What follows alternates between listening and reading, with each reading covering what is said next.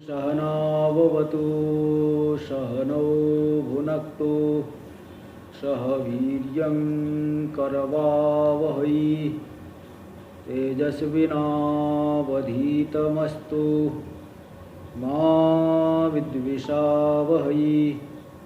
ॐ शान्ति शान्ति शान्तिः। शङ्करं शङ्कराचार्यं केशवं बादरायणं सूत्रभाष्यकृतौ वन्दे भगवन्तौ पुनः पुनः।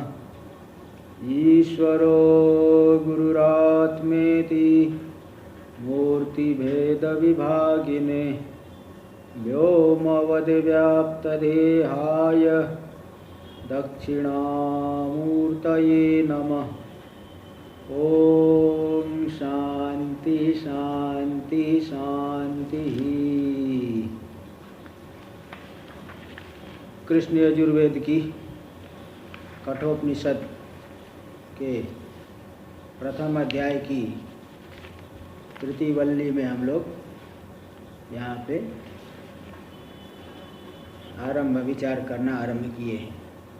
यहाँ तृतीय वल्ली में पहला ही मंत्र, इसमें दो चेतन की बात आई, एक गंता है और एक गंतव्य है। तो यहाँ पे जीव को जो है अपना गंतव्य मालूम पड़े, इसके लिए जो है यहाँ पे बताए हैं और आगे रथ रूपक आदि की कल्पना बताएंगे। यहाँ ये बताया गया कि इस जो कर्म फल रूपी शरीर में है, शरीर में सुकृत यानी स्वयं के किए गए कर्मों का फल भोग कर रहा है जीव, और ईश्वर भी है इसमें। ईश्वर तो भोग नहीं कर रहा है, तो भोग करते हुए गुहा में प्रविष्ट है, जो कि परमात्मा की उपलब्धि का स्थान है। और इसको जो है ब्रह्मवेत्ता लोग छाया और धूप के समान मानते हैं, परस्पर विलक्षण मानते हैं। और जो पंचाग्नि वेत्ता लोग हैं, पंचाग्नि वाले हैं गृहस्थ लोग, वो भी यही मानते हैं। और त्रिनातिकेत अग्नि का अनुष्ठान करने वाले वो लोग भी यही मानते हैं। तो यहाँ पंचाग्नियों से गृहस्थ भी लिए है। दूसरा अर्थ टीका में दिखाए थे, पंचाग्नि उपासक, वो छांदोग्य में आता है। छांदोग्य में पंचाग्नि विद्या आई है। वहाँ ये बताए कि जब जीव मरता है तो वहाँ पंचाग्नि की उपासना, पंचाग्नि विद्या, अनग्नि में अग्नि का चिंतन करना। तो 5 अग्नि ऐसा भावना करना है। क्या चिंतन है वहाँ पे? वहाँ ये बता दिए कि मरणोपरांत जीव जो स्वर्ग में जाता है, तो ये समझ लो पहली इसकी आहुति हो गई, अग्नि में पहली आहुति हो गई। तो स्वर्ग में जाना यही पहली आहुति हो गई, यही प्रथम अग्नि है। और वही जब स्वर्ग में उसका कर्म फल पूरा हो जाएगा तो वहाँ शरीर पिघल जाता है, पिघल करके वो अंतरिक्ष लोक में आ जाएगा, पर्जन्य रूप से परिणत हो गया। तो जो पर्जन्य रूप से पर्जन्य में आ गया, पर्जन्य अग्नि का आश्रय ले लिया, ये दूसरी आहुति हो गई, दूसरी आहुति हो गई। और फिर वही जो पर्जन्य वृष्टि के पर्जन्य में आ गया है, और वो वृष्टि के माध्यम से पृथ्वी पे आ जाएगा। पर्जन्य वर्षा हो गई, पर्जन्य बाद मेघ वर्षा, तो वर्षा जो है पृथ्वी पे पड़ेगी। तो तीसरी आहुति हो गई, तृतीय अग्नि हो गई पृथ्वी रूपी अग्नि में वो आहुति हो गई। फिर वो अन्न में चले आया, वही जीव जो है अन्न में चले गया। और अन्न से फिर पुरुष जब उसको अन्न को खाएगा तो पुरुष में वो इसकी चौथी आहुति हो गई, चतुर्थ अग्नि हो गया पुरुष। और फिर इसके बाद उस पुरुष से स्त्री में जाएगा, स्त्री संबंध करेगा पुरुष, तो पुरुष से स्त्री में जाएगा। ये 5वीं अग्नि। तो पंचम अग्नि, तो ये अनग्नि में अग्नि चिंतन करने वाले, ये पंचाग्नि विद्या, ऐसे लोग गृहस्थ, ये भी इस प्रकार का भी अर्थ टीका में दिखाए थे। ये सभी मानते हैं कि 2 चेतन है। तो वास्तव में 2 चेतन नहीं, तो चेतन तो एक ही है, किंतु उपाधि को लेकर के 2 हो गया। ते बात यहाँ दिखा दिए। आगे देखिए अगला पेज नंबर 69 टीका में चलेंगे। द्वितीय की पहले टीका देखिए। ननु न संति ब्रह्मविद पंचाग्नि विदश्च। बोले ब्रह्मवेत्ता लोग कहाँ है? पंचाग्नि उपासना करने वाले भी आजकल ढूंढने से भी नहीं मिलेंगे। सांप्रतम अनुपलम्भात, वर्तमान काल में क्योंकि उनकी उपलब्धि होती ही नहीं है। कौन है ब्रह्मज्ञानी? पंचाग्नि भी उपासक भी कौन है? तो कोई है ही नहीं, क्योंकि वर्तमान काल में नहीं उपलब्ध हो रहे। इत्याशंक्य, ऐसी आशंका का उत्थापन करके बता रहे नहीं, पूर्व विद्वद अनुभव विरोधम। पूर्व विद्वानों के अनुभव के साथ विरोध। अगर ऐसा नहीं ये मानोगे कि है ही नहीं, हो ही नहीं सकता, तो ये बात नहीं होगा, क्योंकि पूर्व के विद्वानों का अनुभव हुआ है, उस अनुभव के साथ विरोध होगा। जैसे वो मनुष्य थे, उन्होंने आत्मा को जाना, हम भी चेतन है, हम भी जान सकते। सामर्थ्य तो सभी के अंदर है। सामर्थ्य तो भाई चींटी से लेकर ब्रह्मा तक सभी जो है चेतन ही है, किंतु वो तादाद में ज़्यादा होने से वो अपने चेतन स्वरूप को भूल जाता है। इसलिए स्मृति, वो ग्रंथि आ गई है, ग्रंथि चढ़ गई। इसलिए वो जो छांदोग्य में आहार शुद्ध हो सत्व शुद्धि, सत्व शुद्ध हो ध्रुवा स्मृति। आहार शुद्धि होने पर सत्व शुद्धि, सत्व शुद्धि होने पर ध्रुवा स्मृति हो जाएगी। ध्रुवा स्मृति क्या है? यही स्मृति हो जाएगी कि मैं चेतन हूँ, मैं जड़ नहीं हूँ। जड़ के साथ मैं तादाद में अनुभव कर रहा था, लेकिन वो है नहीं। और स्मृति लंबे सर्वग्रंथि नाम भी प्रमोक्ष। इस तरह का जब स्मरण हो गया कि मैं चेतन हूँ, तो सभी ग्रंथियों की विमुक्ति हो जाएगी, सभी ग्रंथियाँ नष्ट हो जाएंगी। तो इस तरह से वो सभी जो है चेतन रूप है, आत्म रूप है, परमात्मा रूप है। इसलिए जैसे पूर्व के विद्वानों ने अनुभव किया था, हमारे अंदर भी वो सामर्थ्य है, क्योंकि चेतन में तो कोई अंतर नहीं। सतयुग का आदमी हो चाहे कलयुग का आदमी, सब चेतन ही है। इसलिए उसमें सामर्थ्य है सबके अंदर, किंतु उस सामर्थ्य को प्रकट करने की आवश्यकता है। जैसे बालक में भी सामर्थ्य है, लेकिन वो सामर्थ्य कुछ कम रहता है। युवावस्था में सामर्थ्य ज़्यादा मालूम पड़ता है, अभिव्यक्त होता है। तो साधनाओं के द्वारा उस सामर्थ्य को अभिव्यक्त करने की आवश्यकता है। इसलिए ऐसा नहीं कह सकते कि ब्रह्मज्ञानी है ही नहीं, पंचाग्नि उपासक है ही नहीं। ऐसा नहीं, सामर्थ्य है, हम कर सकते हैं, प्राप्त कर सकते हैं। इसको दिखा रहे मंत्र, द्वितीय मंत्र में। पहले मंत्र देख लीजिए। यह सेतु, यह सेतु ऋजानानाम अक्षरं ब्रह्म यत्परम अभयं तितीर्षतां पारं नाचिकेतं शकेमहि। यह सेतु ऋजानानाम अक्षरं ब्रह्म यत्परम। यह सेतु ऋजानानाम, जो यजन करने वालों के लिए सेतु के समान है। यह परमात्मा है सेतु। जैसे सेतु से नदी के इस पार के उस पार चले जाते हैं, इस तरह से जो कर्मियों के लिए सेतु के समान है। कर्मी लोग कर्म करके स्वर्ग की प्राप्ति करेंगे, तो ये सांसारिक दुखों से लंबे समय के लिए छूट गए। तो जो परमात्मा, जो वह परमात्मा सेतु के समान सेतु है, कर्मियों के लिए दुख संतरण का, दुख को पार करने का हेतु है। ऐसी जो नाचिकेत अग्नि यानी सोपाधिक ब्रह्म, उसको हम सखे मही जानने में समर्थ हो जाए। देखो अन्वय इस तरह से करना। पहले का ये थोड़ा अंतिम काल, यह सेतु ऋजाना नाम, यह नाचिकेतो अग्नि जाना नाम सेतु, तम नाचिकेतम अग्नि शकेमहि, और अभयम तितीर्षताम पारम परम ब्रह्म ज्ञातुम शकेमहि। ये दूसरा अन्वय करना कि जो पहला अन्वय हुआ कि जो यजन करने वाले कर्मी लोग हैं, उनके लिए सेतु के समान जो नाचिकेत अग्नि है, अग्नि देवता सोपाधिक ब्रह्म है, उसको भी हम जानने में समर्थ हो जाए। और जो अभयम तितीर्षताम पारम परम ब्रह्म,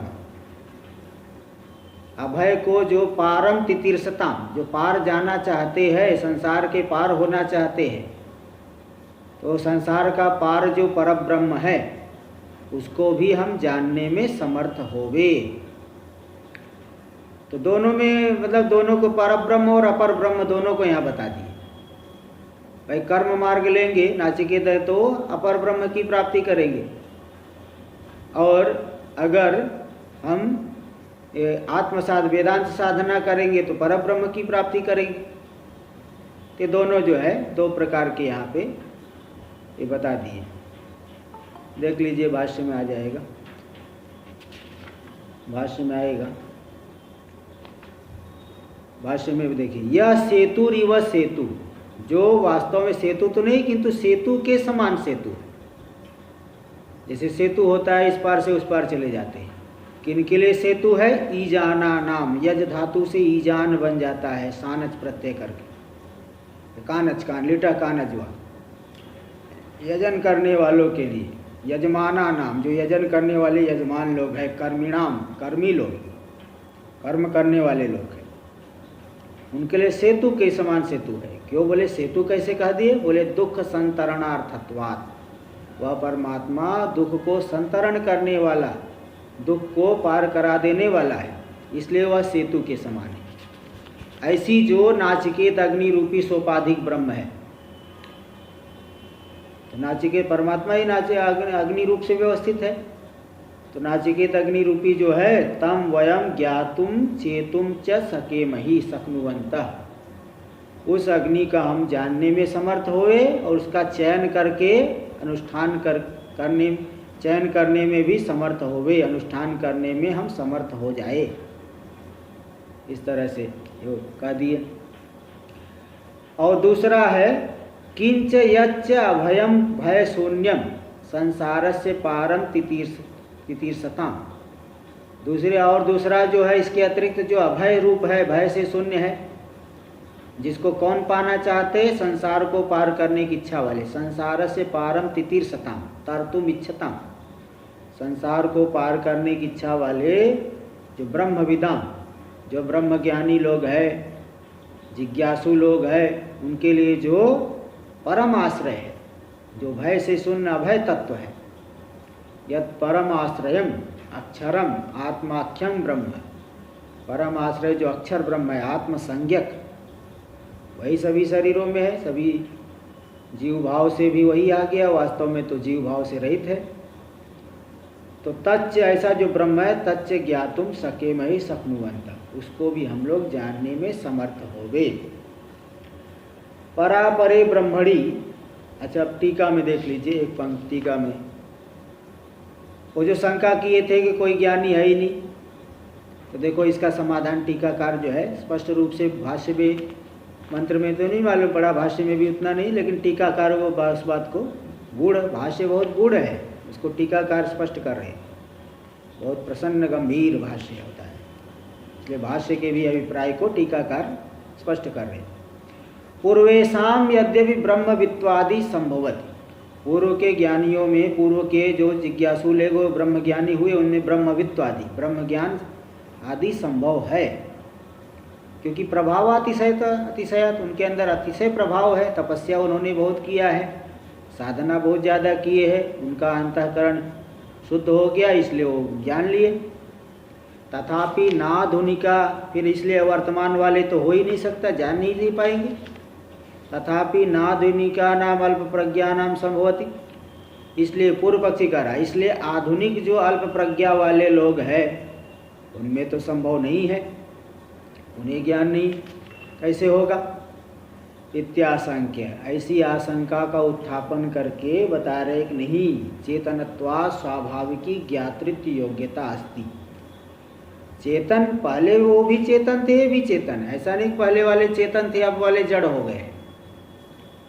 भाई अग्नि चाहे कलयुग में हो चाहे सतयुग में है, अग्नि तो गर्म ही करेगी। अग्नि चाहे किसी भी युग की हो, अग्नि तो गर्म ही करेगी, उष्ण स्पर्श ही रहेगा अग्नि में, चाहे कहीं किसी भी काल की। ऐसे ही मनुष्य चाहे किसी भी काल का हो, चेतन है वह। तो इसलिए वो जो अगर कुछ पुण्य आदि कर्म उसका उद्भूत हुआ है तो सन्मार्ग की तरफ बढ़ेगा, और तत्पर होकर के किया तो जान लेगा चाहे किसी भी युग का। इसलिए ज्ञानी हर एक युग में हुए हैं। इसलिए आसत्याशंक्य कह रहे नहीं, चेतनत्वा स्वाभाविकी ज्ञातृत्व योग्यता अस्ति। चेतन होने से स्वाभाविक रूप से जानने की योग्यता है। इति अभिप्रेत्य तात्पर्य, इसी अभिप्राय से तात्पर्य दिखा रहे हैं। परापरे ब्रह्मणि, परापरे भाष्य में देखिए, परापरे ब्रह्मणि कर्म ब्रह्म विदाश्रय। पर ब्रह्म तो ब्रह्मवेत्ताओं का आश्रय है, ब्रह्मज्ञानी लोग उसी पर ब्रह्म का आश्रय ले लेते हैं। और जो अपर ब्रह्म है सोपाधिक कर्म करने वाले, कर्म भी करते उपासना भी करते हैं, उनका आश्रय है। तो कर्म जो कर्म मार्ग वाले हैं और ब्रह्मज्ञानी लोग हैं, उनका आश्रय पर ब्रह्म और अपर ब्रह्म है। ब्रह्मज्ञानियों का आश्रय पर ब्रह्म, और कर्म मार्ग वालों का आश्रय है अपर ब्रह्म। तो इस तरह से इन दोनों आश्रयों को जानना चाहिए। वेदितव्य, दोनों वेदितव्य, जानने योग्य। इति वाक्यार्थ, ये वाक्यार्थ निकला। एतयोरेव ही उपन्यास कृत ऋतम पिबंतव इति। ऋतम पिबंतव में भी इसी का उपन्यास, वहाँ भी दो चेतन का ही उपन्यास किया गया। उपाधि को लेकर के दो चेतन है, ऐसे यहाँ भी उपाधि को लेकर दो चेतन है। इसलिए जानना चाहिए। तो ये दो हो गए, दो ब्रह्म, पर ब्रह्म अपर ब्रह्म। वास्तव में तो एक ही है, लेकिन पर ब्रह्म अपर ब्रह्म उपाधि को लेकर के दो हो गए। इस तरह से ये दिखा दिए। तत्र टीका में दे दिए, तत्र यानी तयो प्रथम ग्रंथोक्तयोर आत्मनोर मध्य। प्रथम ग्रंथ में, पूर्व ग्रंथ में, प्रथम मंत्र में ही जो दो आत्मा बता दिए गए, यहाँ भी बताए उपाधि को लेकर के दो, पर ब्रह्म अपर ब्रह्म। इन दोनों के बीच में जो संसारी है जीव, अब उस जीव को के लिए कल्पना बता रही। भाष्य में देखिए, तत्र उपाधि कृत संसारी। उपाधि को लेकर के जो संसार भाव को प्राप्त कराया गया है, संसारी है जो कर्तृत्व भोक्तृत्व स्वरूप अपने में मानता है। मैं करता हूँ, मैं भोगता हूँ। कर्तृत्व भोक्तृत्व रूपी जो संसार है, उसका जो आश्रय है, जो अनुभव कर रहा है, हाँ, तो ऐसा जो संसारी है, विद्या विद्योर अधिकृतो। विद्या और अविद्या, कर्म और ज्ञान दोनों मार्ग में अधिकारी है। अथवा विद्या का अर्थ लीजिए अज्ञान, तो दोनों में अधिकारी है। मोक्ष गमनाय संसार गमनाय से, मोक्ष की प्राप्ति के लिए विद्या का अधिकारी है, और संसार की प्राप्ति के लिए कर्मों का अधिकारी है। तो संसार वही अविद्या का अर्थ कर्म लेंगे तो भी विरोध नहीं, क्योंकि यहाँ से लेकर के ब्रह्मलोक पर्यंत भी संसार में ही आएगा। ब्रह्मलोक पर्यंत सब संसार के अंतर्गत ही है। इसलिए कर्म मार्ग, अविद्या कर्म मार्ग का आश्रय लिया तो फिर स्वर्ग जाएंगे, ब्रह्मलोक जाएंगे। और अगर विद्या अंतःकरण में विशेष योग्यता आ गई, विद्या मार्ग में लग गए, ज्ञान मार्ग में लग गए, तो फिर मुक्त हो जाएंगे। तो मनुष्य शरीर में यही विलक्षणता है कि आप यहाँ से लेकर के ब्रह्मलोक तक जा सकते हैं, अथवा चाहो तो इसी शरीर में रहते ही मुक्त भी हो सकते हो। ये जो सुविधा है, ये तो कहते हैं भाई देवताओं को भी नहीं, देवता कोई होगा, बिरला ही होगा। इसलिए मनुष्य शरीर को जो है बहुत महत्वशाली माना गया है।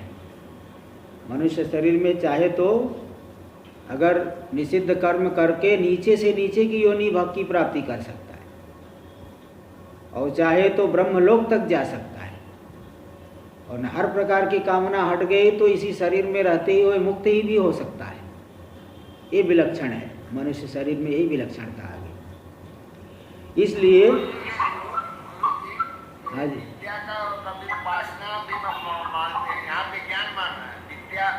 विद्या यानी ज्ञान। देखो मोक्ष गमनाय आ गया ना, मोक्ष गमनाय पास में ही दिया हुआ है। विद्या विद्योर अधिकृतो मोक्ष, तो विद्या में अधिकारी मोक्ष गमन के लिए, और अविद्या में कर्म मार्ग में अधिकारी संसार गमन के लिए। स्वर्ग भी संसार के अंतर्गत ही आएगा। तो दोनों गमन के, दोनों मार्गों में जाने के लिए तस्य, तो ऐसा जो संसारी के लिए, तद उभय गमने साधनो रथा कल्प्यते, दोनों मार्गों में जाने के लिए साधन तो चाहिए। कहीं जाना हो तो कार से जाओगे, ट्रेन से जाओगे, पहले जाते थे रथ से जाते थे।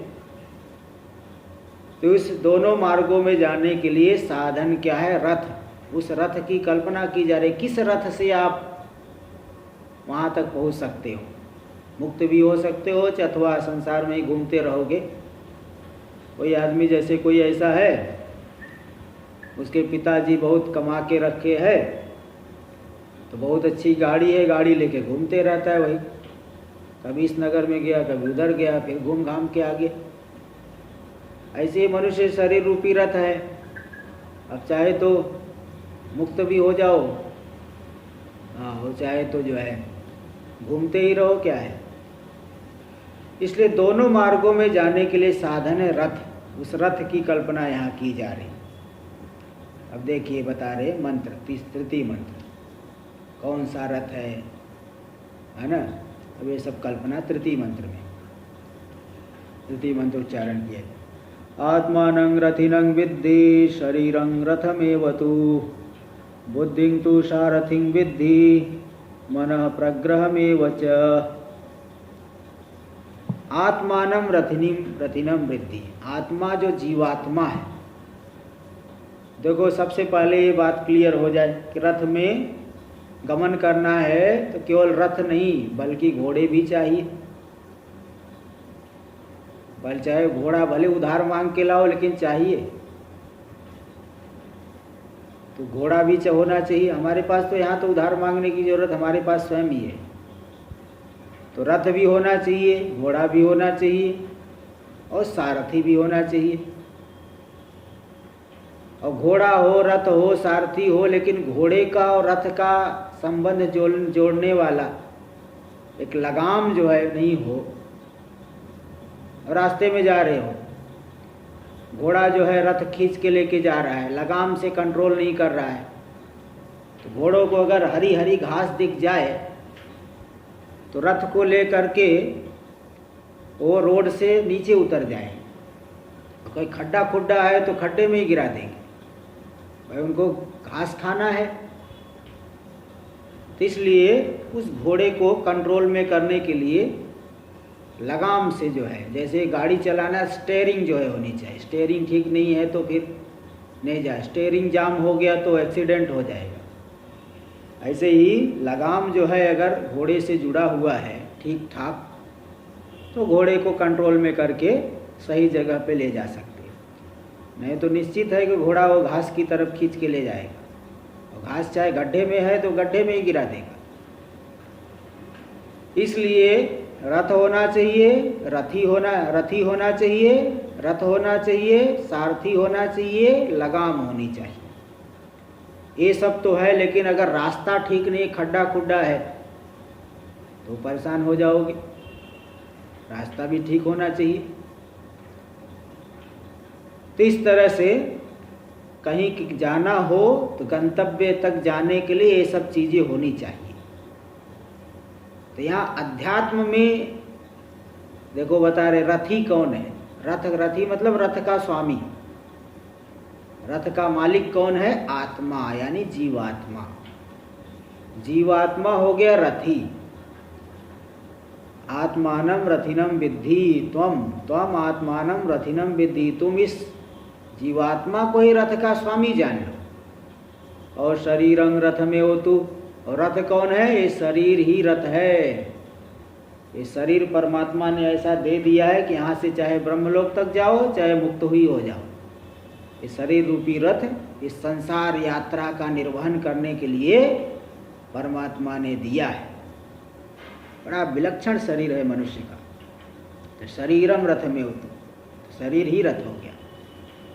और इस रथ को कंट्रोल करने के लिए एक सारथी होना चाहिए। ड्राइवर अगर ठीक ठाक न हो तो एक्सीडेंट हो जाएगा। सारथी ठीक न हो।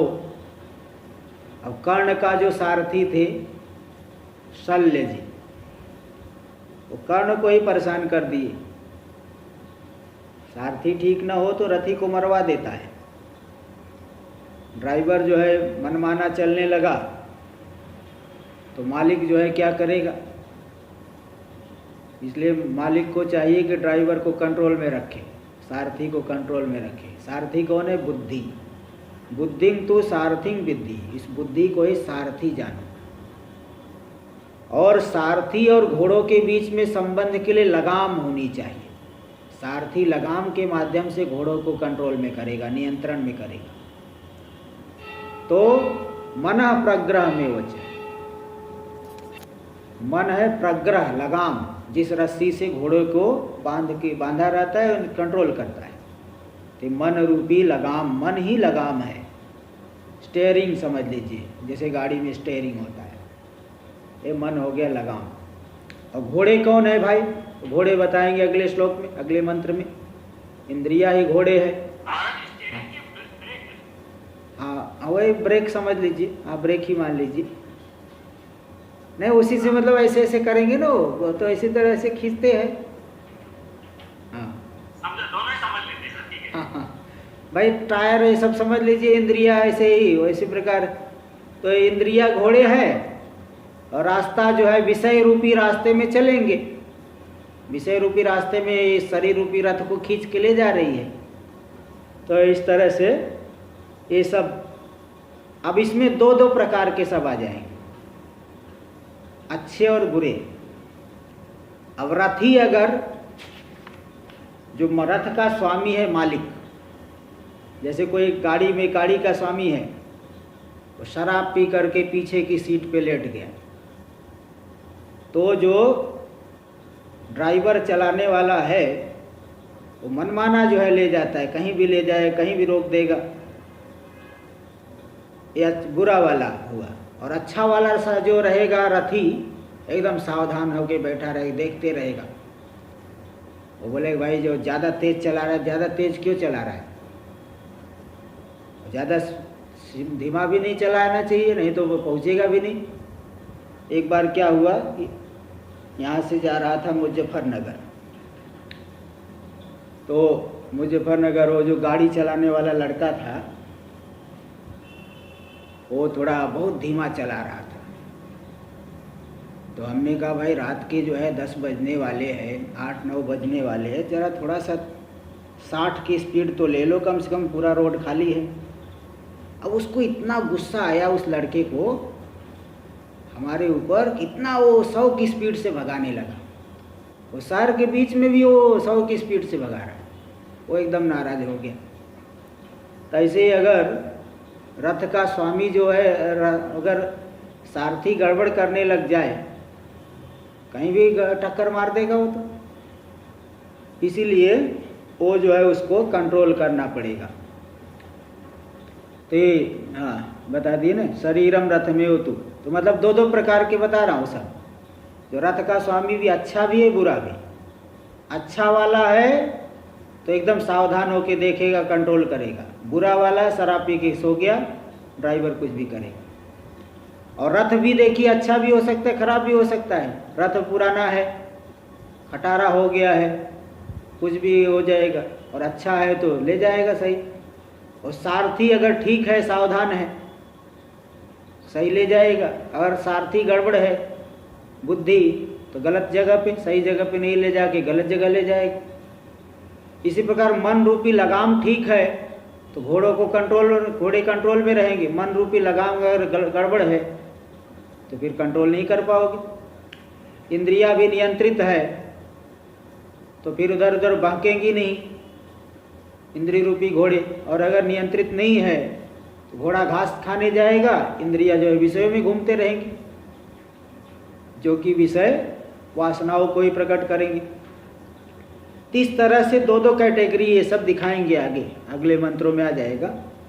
तो यहाँ तक पहले देखिए भाष्य में। तत्र आत्मानम तम आत्मानम ऋतपम, जो ऋत का पान करने वाला, कर्म फल का भोग करने वाला जो आत्मा है, संसारिणम जो संसारी है, उसे रथिनम यानी रथ स्वामीनम विद्धि, वह रथ का स्वामी ऐसा जान लो।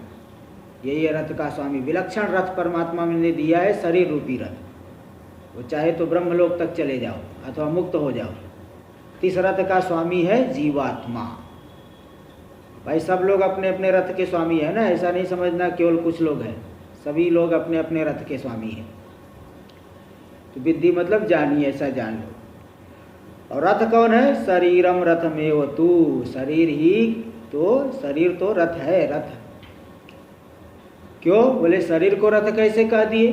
बोले देखो भाई, जैसे रथ को घोड़े खींचते हैं, इसी प्रकार इस शरीर को इंद्रिय रूपी घोड़े खींच रहे, इसलिए शरीर रथ हो गया। तो शरीरम रथमेव तू, क्यों? रथ बद्ध है स्थानीय इंद्रिय आकृष्यमाणत्वा शरीरस्य। रथ में बधे हुए घोड़े, उस घोड़े स्थानीय हो गए इंद्रिया। तो जैसे घोड़े रथ को खींचते हैं, इंद्रिय आकृष्यमाणत्वा शरीरस्य, इंद्रियों के द्वारा शरीर खींचा जाता है। इंद्रिया खींच के ले गई, आप बैठे हैं कमरे में शांति से बैठे, मन में आ रही चलो थोड़ा सा मैकडोनल्ड खा के आते हैं। आप बताओ, खींच के ले गया आपका जो इंद्रिया खींच के ले गई बाजार में। और कोरोना का संकट चल रहा है, बहुत चाहोगे नहीं जाओ, लेकिन वो इंद्रिया नहीं जाना ही पड़ेगा, वो चले ही गया।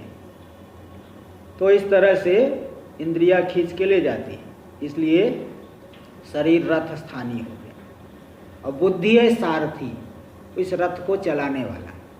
बुद्धिम तो अध्यवसाय लक्षणाम सारथिम विद्धि, जो अध्यवसाय निर्णय करने, निश्चय करने वाली, निश्चय जिसका स्वरूप है। अध्यवसायो लक्षणम स्वरूपम यस्याः सा अध्यवसाय लक्षणा, निश्चय करने वाली, जो निश्चय करने के स्वरूप वाली जो बुद्धि है, उसे सारथिम विद्धि, सारथी जान लो।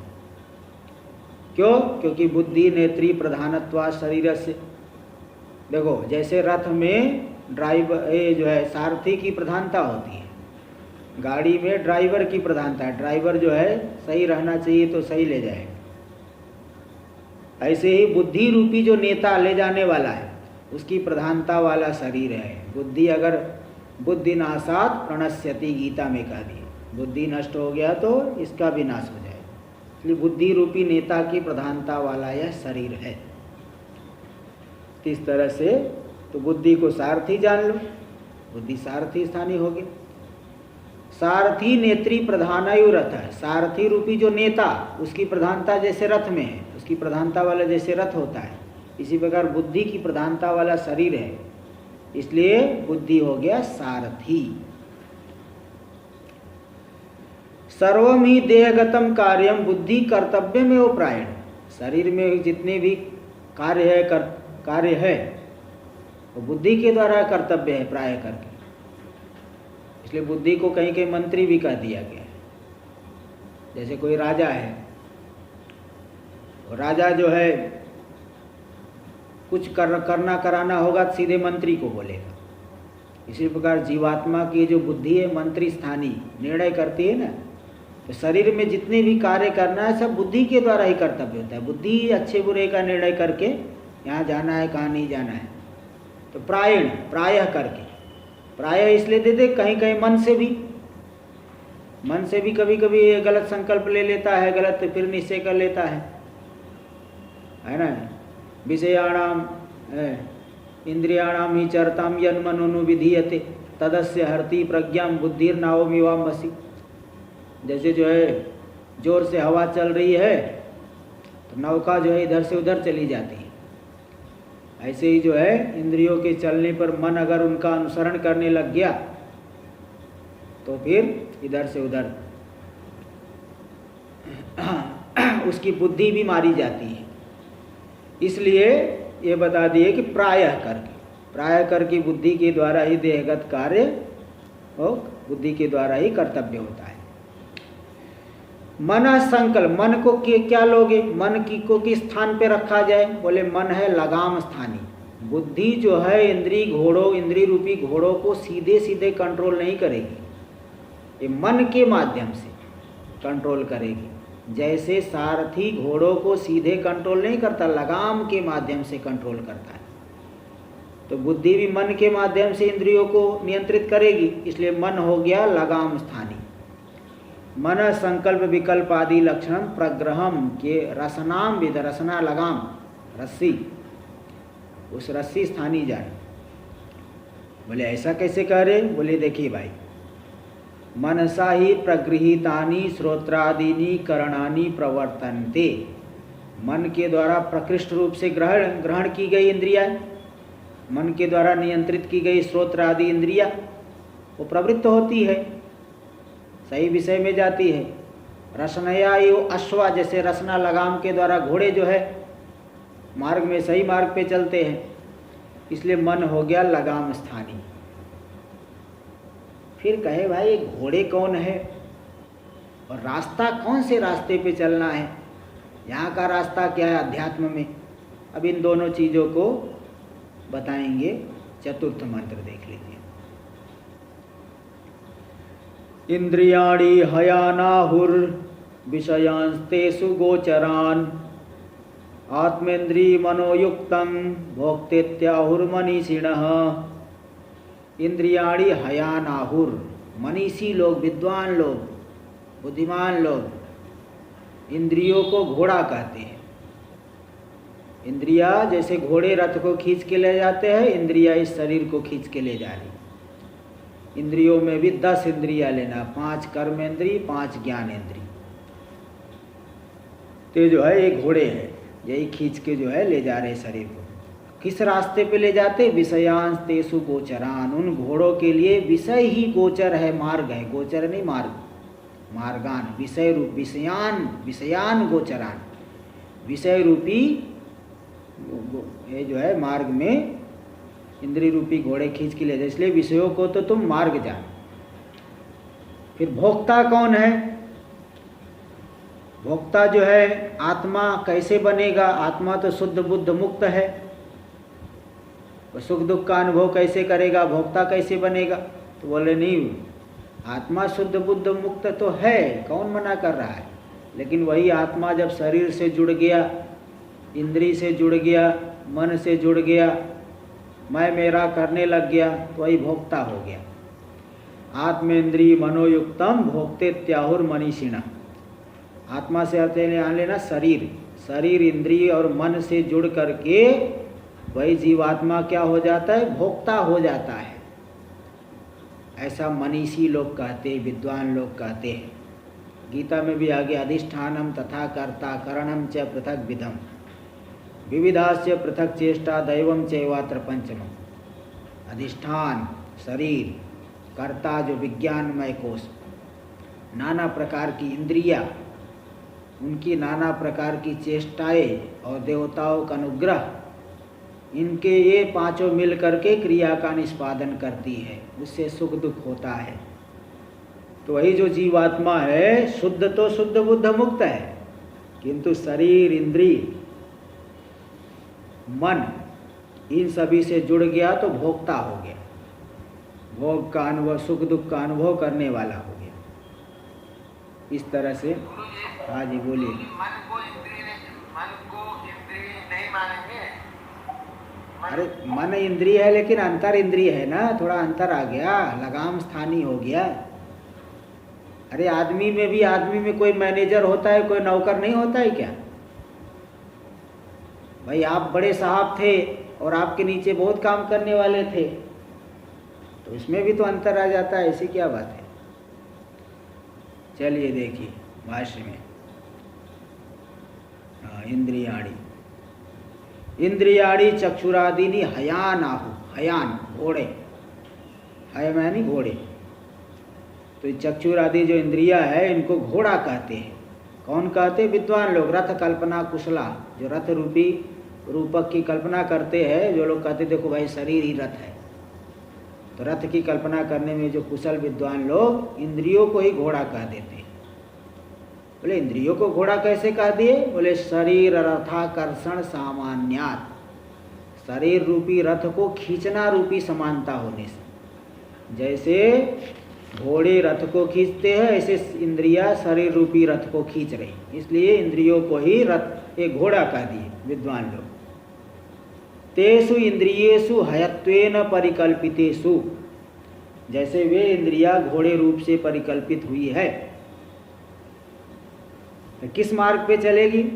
उनके लिए परिकल्पित होने पर, घोड़े रूप से इंद्रियों के परिकल्पित होने पर, गोचरान यानी मार्गान रूपादीन विषयान विद्धि, जो शब्द स्पर्श रूप रस गंध 5 विषय वही है मार्ग।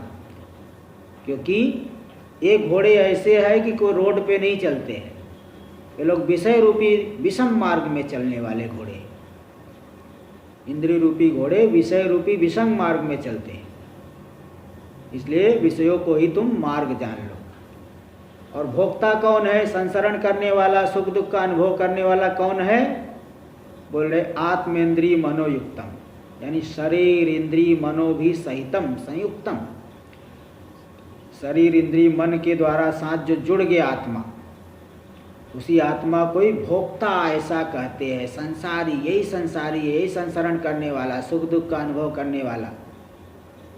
शुद्ध आत्मा थोड़ी सुख दुख का अनुभव करता है, शुद्ध आत्मा तो हमेशा जो है इनसे असंपृक्त है, सदा आप हम लोग ही वास्तव में थोड़ी जुड़े हुए हैं। जुड़ने की भ्रांति है, जुड़ने की भ्रांति। किसी संस्था से जुड़ जाओ, किसी संस्था में आपको अगर ट्रस्टी बना दिया जाए तो संस्था घाटे में चलेगी तो आप भी परेशान होगा, रे क्या जो है हम लोग घाटे में चल रहे। संस्था फायदे में चलेगी तो आप बड़े खुश हो जाओगे। ऐसे इस ट्रस्ट इसी शरीर से जुड़ गया है तो इसी से सुख दुख मालूम पड़ता है। शुद्ध आत्मा में थोड़ी सुख दुख होता है, जुड़ने वाले में होता है। इसलिए सहितम संयुक्तम आत्मानम भोक्ता इति संसारी, भोक्ता यानी संसारी, सुख दुख का अनुभव करने वाला, भोग करने वाला। इति आहुर मनीषिणो यानी विवेकिनः, मनीषी का अर्थ विवेकिनः। भाष्य में मंत्र में मनीषिण आया है, एक एक शब्द का अर्थ देखो कर दिए। मंत्र के किसी भी शब्द का अर्थ छूटा नहीं है। इंद्रियाणी हयानी, इंद्रियाणी यानी चक्षुरादिनी, हयान हयानी घोड़े। टीका में देखिए, आत्मा रथ स्वामी यह कल्पितः, जो आत्मा रथ का स्वामी कल्पित हुआ है, तस्य भोक्तृत्वम च न स्वाभाविकम, वह स्वाभाविक रूप से भोक्ता नहीं है। स्वाभाविक रूप से तो शुद्ध बुद्ध मुक्त है, स्वाभाविक रूप से भोक्ता नहीं है।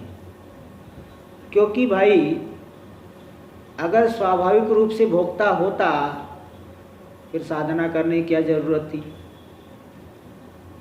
तब मुक्त थोड़ी हो पाते, कोई साधना भी कितना भी कर लो। अग्नि चाहे हिमालय में हो चाहे बंबई में हो, अग्नि गर्म ही करती है, क्योंकि उसका स्वभाव है।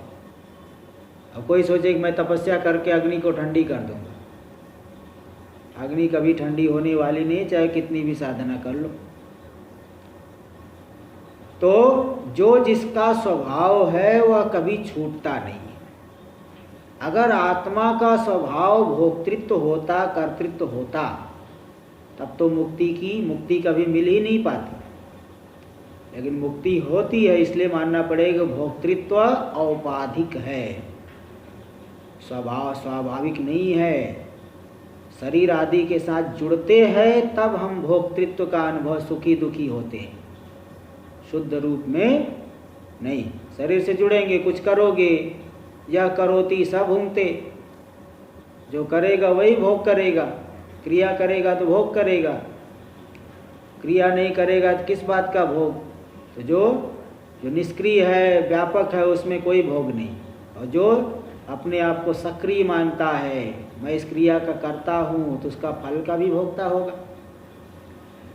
तो इसलिए बताया कि वो भोक्तृत्व स्वाभाविक नहीं, बल्कि शरीर इंद्रिय मन से जुड़ने पर भोक्तृत्व आया। ठीक है, हाँ जी बोलिए। यहाँ पर एक दृष्टांत ये ले सकते हैं क्या? जैसे स्फटिक मणि तो शुद्ध होता है, हाँ लाल कपड़े से संसर्ग करके स्फटिक जैसे लाल दिखता है, जी जी, उसी तरह जीवात्मा भी है तो शुद्ध मुक्त, हाँ पर ये इंद्रियों से तादात्म्य करके ही वो अपने आप को संसारी मानता है। जी बिल्कुल, बस वही है, यही औपाधिक हो गया। टीका में देखिए आगे, औपाधिके भोक्तृ महाराज जी, जी बोलिए। अगर आत्मा की तरफ आत्मा के स्थान में जीवात्मा लिख देते तो क्या फर्क पड़ जाता? वही जीवात्मा ही ले रहे हैं यहाँ पे। अच्छा, जीवात्मा मतलब वही, तो मतलब क्या, जब उपाधि से जुड़ गया तो जीवात्मा कहोगे, बिना उपाधि से जुड़े जीवात्मा नहीं कहा जाता ना। हाँ, हाँ वो तो ठीक। इसलिए वही नहीं केवल से विशेषण दे रहे, नहीं आगे दे रहे, देखिए आगे देंगे टीका में। औपाधिके भोक्तृत्वे अन्वय व्यतिरेको शास्त्रम च प्रमाणम। औपाधिक भोक्तृत्व होने में पहली बात तो अन्वय व्यतिरेक प्रमाण है। जब बुद्धि आदि उपाधि है तभी सुख दुख का अनुभव होता है। गहरी निद्रा में बुद्धि आदि उपाधि नहीं है, सुख दुख का अनुभव नहीं होता है। समाधि में सब कुछ भी नहीं है, सुख दुख का अनुभव नहीं है, बल्कि आनंद परमानंद रूप आत्म स्वरूपता का अनुभव है वहाँ। और शास्त्र भी प्रमाण है, शास्त्र भी यही कहता है कि बुद्धि के साथ जुड़ने पर भोक्तृत्व, नहीं जुड़ेगा तो भोक्तृत्व नहीं। यहाँ भी कह दिए, और भी बहुत से शास्त्र आते हैं, यहाँ भी और कुछ दे रहे हैं, भाष्य में देखिए आ जाएगा। नहीं केवलस्य इत्याह, नहीं केवलस्य, नहीं केवलस्य आत्मनो भोक्तृत्वम अस्ति। केवल जो शुद्ध आत्मा है उसमें भोक्तृत्व नहीं है। बुद्ध्यादि उपाधि कृतमेव तस्य भोक्तृत्वम। बुद्धि आदि उपाधि के द्वारा किया गया आत्मा में भोक्तृत्व है, शुद्ध में कोई भोक्तृत्व नहीं है। तथा च श्रुत्यंतरम, इस बात को अन्य श्रुति भी बताती है बृहदारण्यक में। केवलस्य भोक्तृत्वमेव दर्शयति, केवल शुद्ध आत्मा में अभोक्तृत्व को दिखाती श्रुति। जो भोक्तृत्व है विशिष्ट में है, शुद्ध में नहीं है। क्या श्रुति है? ध्यायति व लेलायति व, देखो नंबर भी दे दिए बृहदारण्यक इत्यादि। बुद्धि के ध्यान करने पर आत्मा ध्यान करता हुआ सा मालूम पड़ता है। लेलायति व चेष्टमानायाम, बुद्धि के चेष्टा करने पर आत्मा चेष्टा करता हुआ सा मालूम पड़ता है। बुद्धि कहीं चली गई इधर उधर, मन चले गया तो ऐसा लग रहा आत्मा भी चले गया। आप देखिए बैठे बैठे मनोराज्य करने में, मतलब प्रमाद से, लापरवाही से मनोराज्य करने लगा। मनोराज्य करते करते पता चला घंटे भर जो है कहीं सोचते, इधर से उधर गया, उधर से इधर। जैसे ध्यान करने बैठो आप, अगर सावधान नहीं रहो तो घर परिवार का ही चिंतन होता है। ऐसे चिंतन करते आधा घंटा एक घंटा बीत जाएगा, फिर देखो अरे ये तो समय तो निकल गया ऐसे। तो मन कहीं चले गया, हम भी चाहे, ऐसा लग रहा जीवात्मा चले गया वहाँ। तो बुद्धि के चेष्टा करने पर आत्मा चेष्टा करता हुआ सा, बुद्धि के ध्यान करने पर आत्मा ध्यान करता हुआ सा मालूम पड़ता है। शुद्ध में नहीं, शुद्ध तादात्म्य करके ही होता है सब। इसलिए शुद्ध में भोक्तृत्व नहीं है, शास्त्र बता रहा है। अन्वय व्यतिरेक से भी देख लीजिए, गहरी निद्रा में बुद्धि नहीं है, वहाँ कोई कर्तृत्व नहीं, कोई भोक्तृत्व नहीं, क्षणिक सुख दुख नहीं। अन्वय व्यतिरेक से भी आप देख सकते हैं। तो हाँ, एवं च टीका में देखिए, वैष्णव पद प्राप्ति श्रुत्यनुपपत्यापि न स्वाभाविकम भोक्तृत्व। वैष्णव पद, वैष्णव पद परमात्मा पद, ब्रह्म रूपता का अनुभव अभी आ जाएगा यहाँ पे। हाँ अगला श्लोक, हाँ कहाँ पे है? नवम मंत्र, 9 नंबर वाले मंत्र में, विष्णु परमम पदम। वैष्णव पद जो विष्णु, विष्णु का अर्थ कोई परिच्छिन्न नहीं लेना यहाँ, वेदांत है यहाँ। विष्णु का अर्थ है व्यष्टि चराचरमिति विष्णु, तो पूरे चराचर को व्याप्त करके रखे वो विष्णु है। उस व्यापक पद की प्राप्ति श्रुति, उसकी अनुपत्ति से, क्योंकि अगर स्वाभाविक भोक्तृत्व होता तो व्यापक पद की प्राप्ति नहीं कर सकते थे। अग्नि कभी अपने स्वाभाविक धर्म को नहीं छोड़ती है। आत्मा में भोक्तृत्व स्वाभाविक होगा तो कभी व्यापक रूपता का अनुभव कैसे कर पाएगा? इसलिए वैष्णव पद की प्राप्ति का कथन करने वाली श्रुति है। उस श्रुति का अगर स्वाभाविक भोक्तृत्व मानोगे तो वैष्णव पद की प्राप्ति कहाँ से होगी? परिच्छिन्नता छोड़ेगा नहीं तो व्यापक रूपता का अनुभव कैसे करेगा? इसलिए उस श्रुति की अनुपत्ति से भी मालूम पड़ता है कि न स्वाभाविकम भोक्तृत्वम, भोक्तृत्व स्वाभाविक नहीं बल्कि औपाधिक है। न स्वाभाविकम भोक्तृत्वम वाच्यम, भोक्तृत्व को स्वाभाविक नहीं करना चाहिए। एवं च सती, भाष्य में देखिए, एवं च सती, इस तरह से भोक्तृत्व औपाधिक होने पर वक्षमाण रथ कल्पनया, पक्षमार्ग जो रथ कल्पना से सही मार्ग में चला, सब तादात्म्य को छोड़ दिया तो व्यापकता का अनुभव करेगा। वैष्णव पदस्य आत्मतया प्रतिपत्ति रूप पद्यते, तो वैष्णव व्यापक पद की आत्म रूप से प्रतिपत्ति ज्ञान संभव है। ना अन्यथा, अगर अन्यथा नहीं, अगर स्वाभाविक भोक्तृत्व मानोगे तब तो व्यापक परमात्म रूपता का अनुभव कभी हो नहीं सकता, क्योंकि स्वभावानतिक्रमात्, कोई भी अपने स्वभाव को नहीं छोड़ता। अगर जीव भाव स्वाभाविक होता तो कभी छूट नहीं सकता है।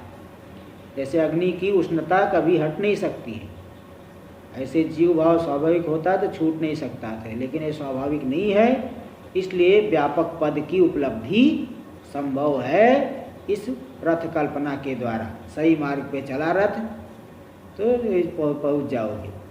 तो भाई कुल मिला के यही है आज के सार, कि अपने रथ को सही मार्ग पे चलाओ, बस और क्या है।